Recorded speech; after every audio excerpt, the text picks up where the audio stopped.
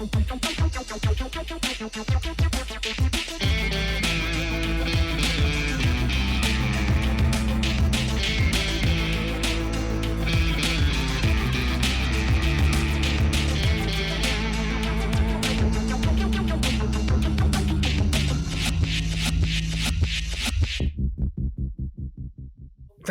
for listening in. Today we have Alex Farkas, creator and gallery director of UGallery.com. Well, Alex, thank you for taking some time to talk to me. Well, thank you. I'm really happy to be on your show today.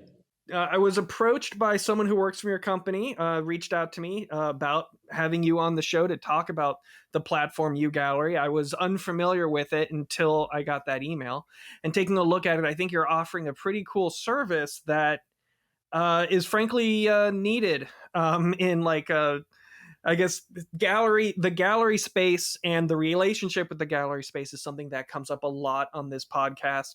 Like, whether or not as an artist, do I need to be in a gallery? Do I need to get that validation of being in traditional formal environments, even if it's not really equating directly to sales? But I really like how your gallery is modern in so that it has an online presence and streamlines the process of getting your art on a global stage. Can you talk a bit about, I guess, the niche that you found your platform filling? Yeah, absolutely. I mean, you bring up a good point. I think for artists, galleries serve a certain role, and it really comes down to what your goal is as an artist. And for us, our goal is really been unchanged since the very early days. We founded UGallery in 2006. And it started out as a school project, if you can believe it. I went to the University of Arizona and I studied art history and entrepreneurship.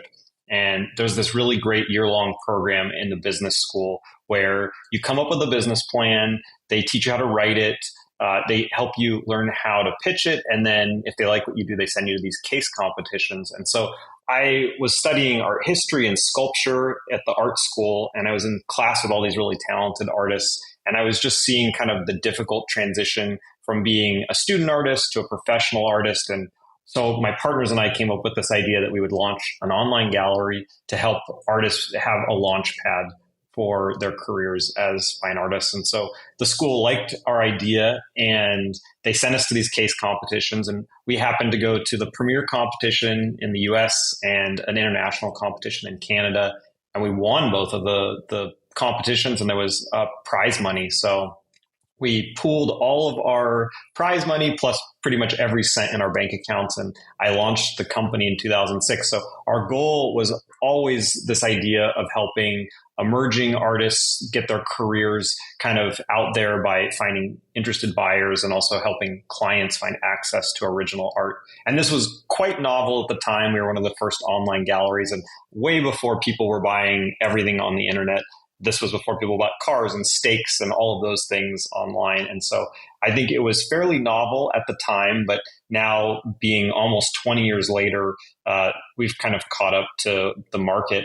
But for us, to go back to your original question, for us, I've always thought UGallery was this special place where we could function like a traditional gallery. So we'd have real relationships with our artists. We choose all the artists that we work with. We curate the whole portfolio. So we pick all the pieces we show. And also we have really kind of hands-on personal relationships with our clients where we actually get to know these people. But instead of being in one location in a city or a town, we can reach so many more people. And that's always, to me, been the beauty of e-commerce, that we could be selling art from an artist in the Midwest to a client in France or vice versa. And so that has really kind of grown over the years. And I love this concept of being able to connect people on both sides, artists and clients who are interested with finding art that they like. And then at the same time, kind of being good shepherds and gatekeepers for artists, because it's a really hard career. And especially with my background, having gone to art school, and also I grew up with a mom who was a potter and then had her own gallery. So I think I always see it from that side of really wanting to help artists get their work out there and help them achieve the goals they have in mind. So whether that's promotion or selling or, anything that they come to us and talk to us about. Awesome.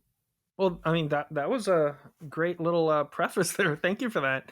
So, of course, If you're primarily online, do you have any physical event space or physical events that you do, or is that the full? So we're currently only online, although we have done those things in the past. For a number of years, I ran a small little gallery space in San Francisco. We would do openings there. What was always kind of funny and a little crazy to us is we'd spend all this time putting on a show. People would come, we'd get good turnouts, and then we wouldn't sell any of the art in the show, but we'd sell it on our website. And then at the same time, we also did the art fair circuit for a number of years. We did a number of the affordable art fairs, especially in New York, and that was really interesting as well. I think what we learned through those experiences was our specialty, our forte is selling art online. The physical business is really a completely different beast with a different customer as well. We also learned that in a funny way where we would go, especially like I said, affordable art fairs in New York were great shows for us. We did sell a lot of art at those events, but it wasn't the same customers, the people who bought from us on our website. Even being in the same town and inviting our clients, it was a totally different business. And so over the years, we've gotten very hyper focused on the fact that we sell art on the internet and that's where we shine. And we even encourage our artists. It's important to have kind of multiple outlets if you're going to sell your work. So don't have one point of failure. Don't rely on one gallery. And I think for most of the artists that we work with, that is the case. They're kind of emerging in mid-career where they have several different physical galleries and they either use us exclusively online or maybe in conjunction with another online gallery. But we try and help people have a rounded presence so they have multiple revenue streams and again can not rely on one place.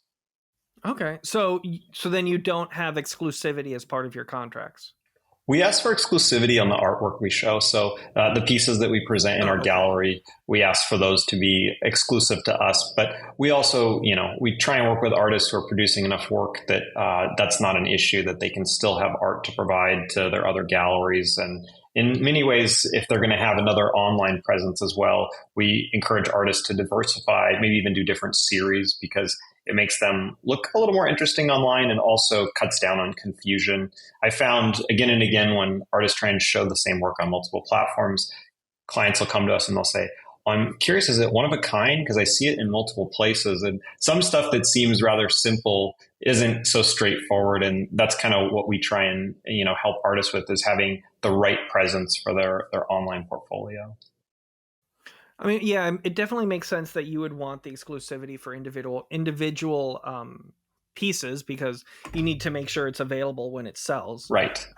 So that being said, it's not you're not storing the pieces yourself and shipping it out when a sale occurs, right? That's a message that's going on to the artist themselves, and then it's their responsibility to ship it out. Yeah. So what we've worked out over time is we want it to be really easy for artists and really easy for our customers. So we send artists a custom built art box when a piece sells. So we really facilitate all aspects of the transaction, even though we don't store the art. So the artist keeps their work in their studio and then they get a notification that a piece is sold. And within 2 to 5 days, they receive this really nice custom art box. It's high density cardboard with these thick layers of foam. And then the middle layer of foam is perforated so they can tear it in the shape of the art. And then we also provide them a prepaid shipping label and a certificate of authenticity that they sign. And they drop it off at FedEx or have it picked up from their studio or house and it goes to the client. Yeah, that is one of the questions I had regarding how do you keep consistency in the shipment. So beautiful that you have that all organized that way. It took so long to figure that out. For the first couple of years when we were getting off the ground, we had a relationship with UPS stores, which we thought was very clever. We were in the UPS store system, so an artist could go into any UPS store in the country and drop off their artwork. But the packaging was very, very inconsistent, or it just ranged. Basically, some customers would get this really nicely clean packaged piece of art. Other times it would come in a box filled with peanuts and the peanuts would explode all over the client's living room. And so we really wanted to come up with a system that was standard, also much safer. We send thousands of paintings a year without any damage in our boxes. And also just really nice. We get funny comments from our clients. They say, I just had such a wonderful experience with UGallery, and the artwork is fantastic. But I think I love the box the most of anything, which is kind of hilarious, and it is a joke, but it's true. I think it made a huge difference, and kind of as our business has evolved over the years, we've had to keep up with the trends in the greater e-commerce world, not just in the online art world, but fast shipping and reliable shipping and those sorts of things also come into play in our business. And so I see that on the website, shoppers can log in. I assume artists can also log in and see what type of, like, how many views they're getting, which pieces are getting favorited the most. Do you have kind of metrics like that visible to the artists? We do have individual accounts for our artists, so they have their own portal where they manage all of their artwork and their sales and that sort of thing. But we don't share individual analytics with artists. It's something that we did in the past, but I don't think it was actually that useful overall because as we found, number of page views or ads to a wish list didn't necessarily always equate to how artwork sells. Mostly we use more of kind of what I would call an old school approach to our marketing mixed with a certain level of analytics. So I think more than giving artists that kind of feedback in the form of numbers, we try and work one-on-one with our artists to talk with them about what we're seeing success with in terms of their certain subject matter styles, their collections, really having real conversations with them because the numbers tell one part of it, but not the whole story. So we try and have more of a hands-on approach. And that includes an annual portfolio review where we look through each artist's portfolio, talk with them about, what they're working on, encouraging them to provide updated information for our marketing efforts, like what story is going on in their life. Because mostly we see ourselves as marketers who happen to sell artwork. So a big part of our business is being a good storyteller and talking directly to our customer. And we've really tried to work over the years to define who that is. In the early days, when we launched UGallery, I thought UGallery was this great platform to help people like myself, young, recently graduated professionals, start decorating their homes with art. And what we learned was that's not the case at all.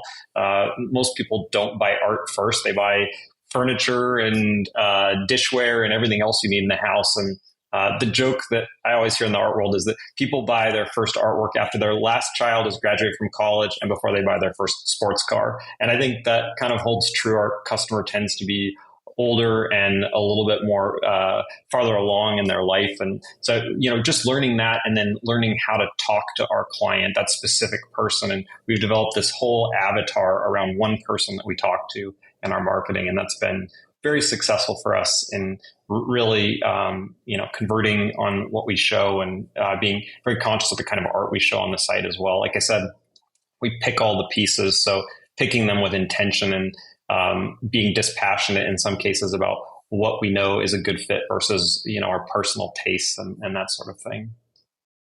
I wanted to ask you about the onboarding process for your artists as well as the feedback you give them, that annual review. So what is the relationship you have with your artists in between the sales? Yeah, that's a great question. Certainly, we really feel like our relationships with our artists are what differentiate us from a large marketplace. It's about having personal connections. And we've worked with some of the same artists from the early days, even now. So for 16, 17 years, it's really, I think, a testament to the fact that we do maintain close communication with the people we work with. And we start out with a welcome call. So when artists join the gallery, we spend time answering questions, helping them understand our processes and giving them kind of the tips for success with UGallery. And then after that, we launch their portfolio with some marketing efforts. And then in the spring of every year, as you mentioned, we have our portfolio reviews where we go through, look at each artist's portfolio, see what's working, what's not. Maybe we take pieces down. We talk with them about what might be a good fit for going forward. We'll look at their website or social media to get an idea of what they're currently up to and just having conversation about what we can do to be more successful. And then a big part of this kind of onboarding process too is to just establish the fact that we're here as real people to have an open dialogue about how to be successful together. And so when there's questions, you can email us or you can give us a call and there's someone to talk to. So for me, I think that's something that's been really important from the very first days of UGallery, and we keep doing that even as we grow as a company, because there's this necessity. Art is about this personal expression, and marketing art is individual for each artist to get the right story. So to me, that's a really important aspect of what we do. So, what about the what type of relationship or what type of work do you do to develop relationship with your collectors then? Do you have like an email list? Do you have I don't know, like people who contact collectors regularly to let them know when there's something new? What kind of process do you have in place for that? Yeah, our marketing efforts have really evolved over time. Certainly, it's important for us to be able to measure our efforts so we know if we're being successful. Email marketing is a really useful tool for us. So we do have a pretty vibrant email list. We send a couple emails a week. And as I was kind of talking about before, we really speak to this client that we've developed over time. We have a client profile. We call her Mary. She has a whole life story and a background. And so when we write all of our marketing materials, it's all geared towards this Mary persona who we see as our client. And really for us, as I was saying, we're storytellers. So it's about getting to one good story for anything we're kind of doing. So with our emails, it'll either be telling an artist story, one good personal story about them, or one specific piece.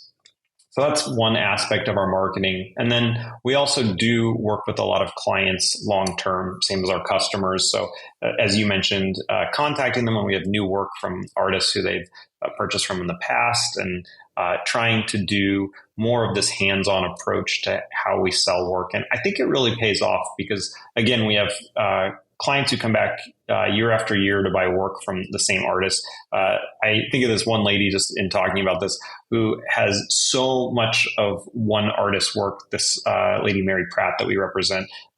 She jokes that she said, I've started decorating my closets with Mary's work because I have no more wall space to put it up in. It's really kind of the same as a traditional gallery model of helping with patronage. It's not just about selling one painting here or there, but for me, I really like to be able to help artists have people who follow them, collectors. That's really important for an artist's career.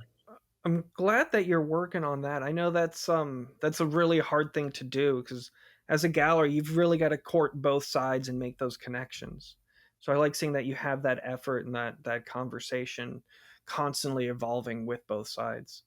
Absolutely. Yeah. I mean, I think for us, it's been interesting because from the very early days, we realized it's not just having our customers buying art, but our artists are really our clients too. And there's no success in the gallery if we don't help both people succeed in what they want to do. And it's something I really like about this business.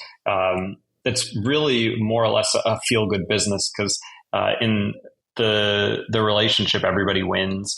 Artists have a place to market and sell their work.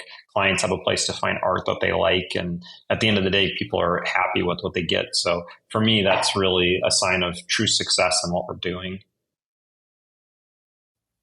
Do you find it easier or harder or maybe just different to do it with an online gallery versus how it would be done on an in-person gallery? Yeah, I think there are differences. I mean, I can speak for kind of growing up in my mom's gallery and home furnishings business. I grew up in this little town in northern Arizona called Jerome. It's an old Wild West copper boom town that was a ghost town, and then it was an artist community. And so I grew up kind of behind the counter of her business, and I can see it from that perspective. I think that as an online business, we have some things at our disposal that kind of help us magnify what we do. For one, we're not rooted in one place, so we have a bit of a farther reach, which also, you have to be conscious of the fact that you're not lost in the sea. But for us, being really focused on knowing who we are, knowing who our audience is for both artists and clients, and being able to focus our marketing efforts the internet offers this really cool opportunity. You were asking about analytics. From our perspective, we do a lot to look at analytics for the business as a whole. So being able to use digital advertising, search engine marketing, and SEO to see how our business is tracking, and being able to watch conversions and people, how they interact with the site, all that stuff is really unique to an internet business versus a physical gallery where it's a lot harder to kind of see some of those things with, one and twos walking in off the street. And we get a lot more traffic too. I think that's something that's really cool about the internet. We can have thousands and thousands of visitors coming in the door at a time. And that's also not usually the typical physical gallery. So I think we get some economies of scale that's hard to do at a local level. Well, with that in mind, over the duration of the existence of this project, what are some trends in pricing you've noticed? Like maybe over the last few years, are people tending to go for larger things, like they're more comfortable shopping online for large print items, or I guess large price tag items?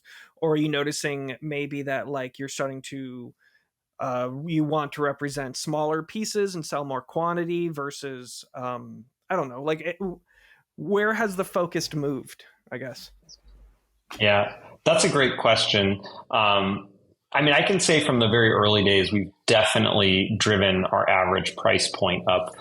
When we first launched UGallery, we were selling mid-sized paintings with an average price of maybe $350 or $400. Now our average order value for a mid-sized painting is about $1,300. So huge difference. That part maybe speaks a little bit to 20 years in business, so maybe a little inflation, but I think also to the type of art we're representing from then to now, and then also our desire also to move up market a bit. We have shown a lot of different types of art in the past, including photography, and we had a print business for a number of years in the late 2000s, and I think what we came to was it's more pleasant and much easier to sell less things for a higher price. It's less moving pieces. And typically we found that the clients we were interacting with were overall having a better experience with it. And maybe to your point, as the space has matured, people are more comfortable with spending more money. I definitely believe that's true. People have gotten way more comfortable spending large sums of money on the internet, whereas maybe in 2006 that wasn't the case. So certainly that, and yeah, our desire to really kind of push prices up. And for that, I think we've been really successful in that. And I don't have any desire necessarily to go back the other way. We really have honed in on selling one-of-a-kind paintings, and we've taken out things from our inventory over time that just didn't quite make sense because of that, because of lower prices and not necessarily a good fit for the end consumer.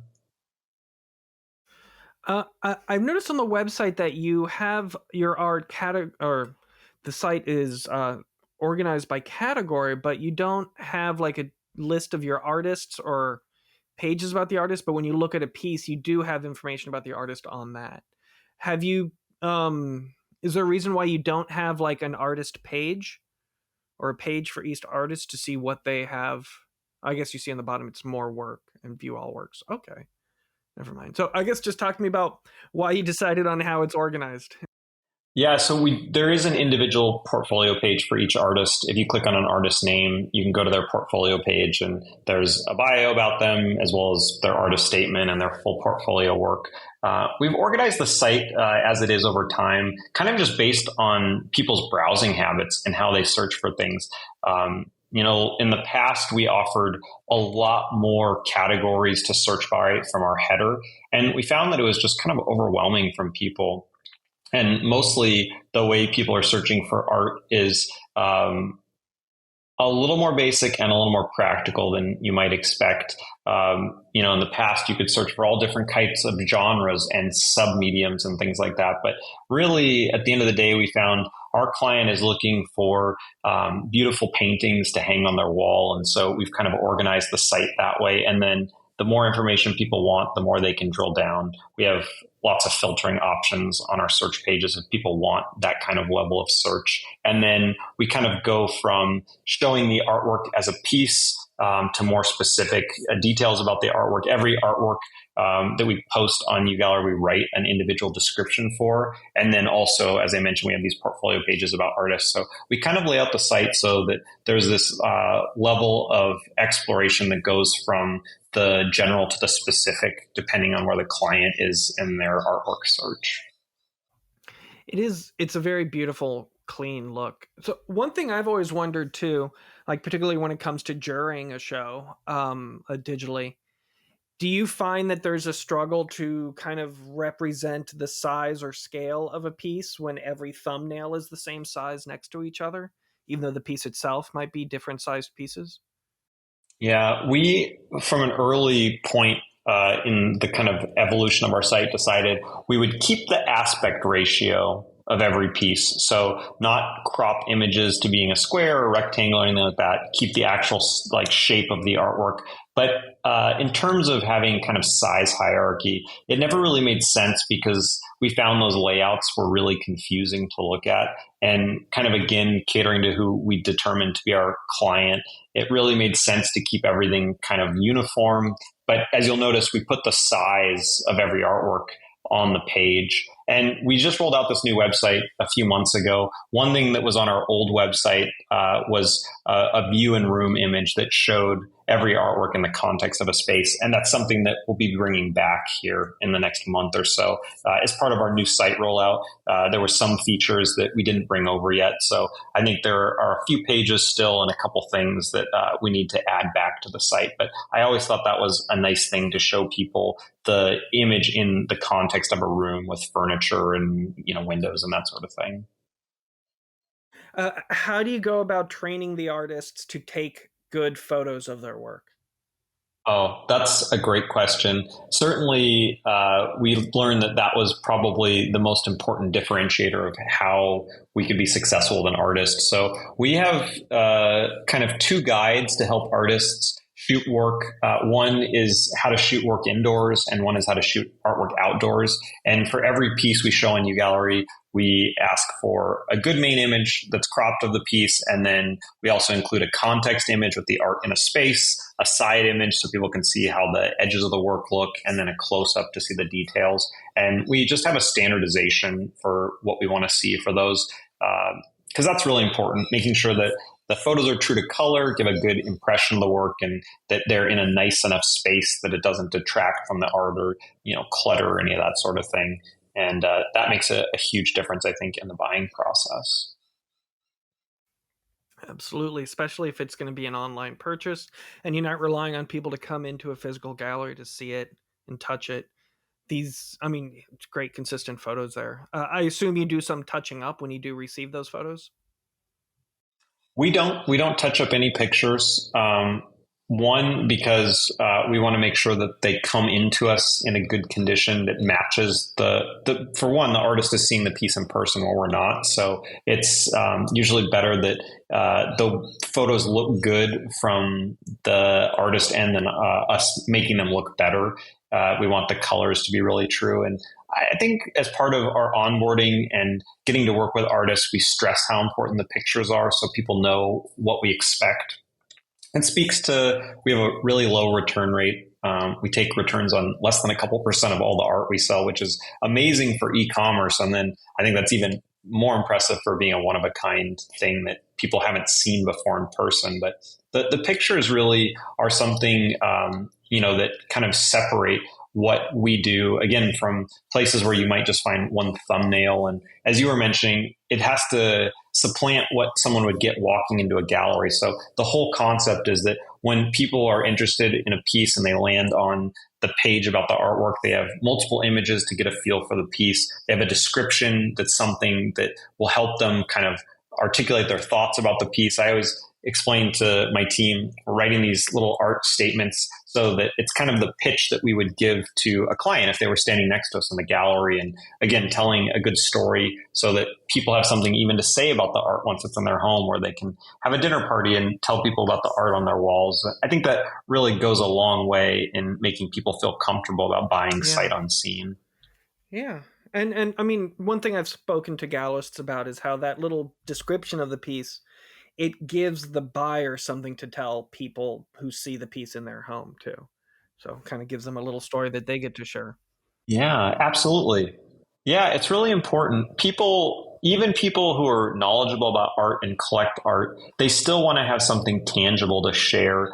Art is this really kind of personal experience, but it's something that we like to kind of show off in our homes and tell our friends about. And people ask, and so giving them the kind of basis for the work goes so far in making them feel really good about what to say about their art. And it's nice for us too, because I think in doing that process with each of our artists and artworks, it helps us better understand them as well and do a better job of selling their work.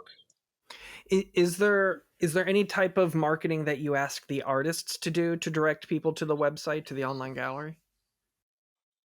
Mostly, all we ask artists for is content about themselves, and then in the case of if they have websites where they're showing their work, like a personal website, we'll ask them to also include a link back to UGallery to buy the work that they're showing on the site that's from UGallery. So just having a good kind of loop. And the main reason for that is for customer confidence. So that if people find the work on UGallery and then search around, that they don't find it on a bunch of different sites, that they have confidence that this is the place where they're supposed to buy it. But other than that, we really believe that the artist's job is to make the work and to give us good content about themselves, and it's our job to tell a good story and to market and sell the art. That's kind of our whole purpose, and what we offer artists is place where we can do the heavy lifting with the marketing and the sales, and they can focus a little bit more on the creation process. Are there any triggers or numbers you might see that would have you take a piece down because no one's really looked at it and you don't want the artist to feel like they have to keep it reserved for the site when they could probably make the sale in person? Or do you ever let the artists go at any point? Yeah, those are good questions. We do pay attention to how long art stays on the site, and especially given an artist portfolio, how much work is sold throughout the year. If there are pieces that are stronger than others, and some of that is less data driven and more of a curatorial decision to say. In any given artist portfolio, you're going to have what you might consider the strongest work and pieces that just aren't quite the same. And so I think we try and look at it from time perspective, what's doing well, and maybe even things like the size of the piece might matter. For example, if an artist creates a series of work in multiple sizes and the larger pieces sell really well, but the little ones don't translate as well, we might take those down, that sort of thing. For artists as a whole, if we're working together, our end goal as a gallery is to sell work. So when we do evaluate portfolios, if after the first year we haven't had much success together, we'll talk to the artist and say, let's do something different. Let's show a different series. Let's talk about a different way to market your work. Let's just think through something that will make this relationship more successful. If a couple of years go by and we're not being successful selling a work from both of our ends, I don't like to tie up an artist's work with exclusivity. And obviously, maybe we're not the right fit. I think it's kind of similar to a physical gallery in that sense, where we're always looking for the right match. And sometimes it doesn't work out. And in that case, we may decide to part ways. But my goal would be first to try and make changes so that we can be successful. And I've seen that again and again in the past, where maybe in the first 6 months or a year that we work with someone, it takes time. And then after that, sometimes our relationships kind of blossom and we have lots more sales. But I think that's from paying attention to it and not just kind of letting it wither, more so figuring out what we can do differently. And that's kind of in selling anything. Sometimes it just takes a different approach, even to sell the same thing, and you have to be creative on that side. So I wanted to I know your bread and butter is paintings. I didn't see any photography on there. Is that also because you used to have that, like the printing services that you kind of got rid of a few years ago. Is that why you don't represent any photography? We sold photography for many years for I mean almost a decade or more, and we did offer excuse me, printing services to artists. So we were taking care of all aspects of it, where we were making the business and then fulfilling the orders from a high quality print shop. But I think that what we were finding was it was a harder business to compete in over time for a couple of reasons. One, I think the internet kind of got flooded with low cost photography, and that was kind of to the detriment of selling fine art photography. It was hard to make a case to people where they could buy photos off of art.com and walmart.com and stuff like that for like $15 instead of several hundred or more from us. So I think part of it was Mm-hmm. increased competition, but then Makes sense. also it was a business that just ended up not being our core. And so we ended up having more issues with it over time. There was typically a lot more handling going on with working with a print shop and having things shipped. So we just weren't really feeling like it was the right fit for what we were doing versus the painting side. I think we really knew what we were doing. So one other thing I want to ask you too, because I know very little about the industry of online galleries. Who would you say who would you say are your competitors, and what do you do differently than them? Yeah, that's very interesting. I mean, I think that in this space there exists, several different types of online galleries where you have the the open marketplace where anyone can show their work. They're really large. I think that's been kind of an aspect of the industry that's grown a lot. To me, those aren't quite our direct competitors, even though some of the same artists we work with also show on those platforms. I kind of think we're probably most directly in competition still with physical galleries. That's really more how we structure our business model. And um, I think that is kind of what our customer would look to as an alternative. There are other smaller online art galleries, but I kind of feel like we're singular in the way we approach our relationships with our artists and our customers. So typically, when we're looking at competition, it's to other physical galleries in that way. So I didn't see any art from you on the website. Are you still making and selling art yourself? A good question. No, I never had a professional sales career. I just made art in school, and pretty much from the time we launched UGallery, which was right after I graduated from school, this was my sole focus, and I've always felt like I didn't have the strong desire or the time to spend on that side of it. And for me, I guess I really like this aspect of the art world. I like selling art. It's something I think that I've gotten better at over the years, and I like running the gallery and thinking about all aspects of running a business, and really focusing on our marketing and improving what we do. But I really still enjoy making art, but more for fun. I have a little 2 year old, and he likes to draw, so I like to sit and draw with him. But that's kind of the extent of my art making these days. Well, thank you so much for creating a wonderful platform that helps artists get represented nationally, internationally. Do you do a lot of international sales to the site? That's something that we're really working on growing. In fact, I moved from from San Francisco to Amsterdam about a year ago, and my goal is really to grow our international business, both more international artists, but really more international clients. So that's something that's kind of as part of our coming years plans to build out that side of the business. Because right now, we have some international business, but the vast majority comes from the US. So I think that's a real opportunity for us to kind of expand and see where we can go in reaching new markets.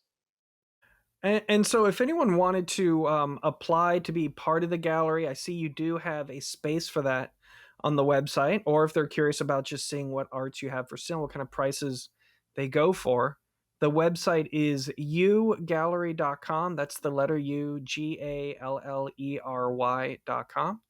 Do you also have an Instagram or any other online social places where people can see some updates from the gallery? We do. Absolutely. You can also follow us on Instagram. Our handle is UGallery. That's another great place to connect with us. All right. Well, thank you so much for taking the time to talk to me about you and your platform. And I wish you all the best of the luck with um, just keeping it growing at the rate you are. It seems pretty impressive so far. So thank you. Thanks so much for taking the time to chat with me. I really enjoyed talking with you, and I'm hoping that our recording turns out right. Thanks, Nick. Yeah. Me too. I'm going to have a lot of editing ahead of me. Thank you. Yeah, thank you. Art for Profit's Sake is recorded through Riverside FM, distributed through Spotify for podcasters, and edited on Adobe Audition.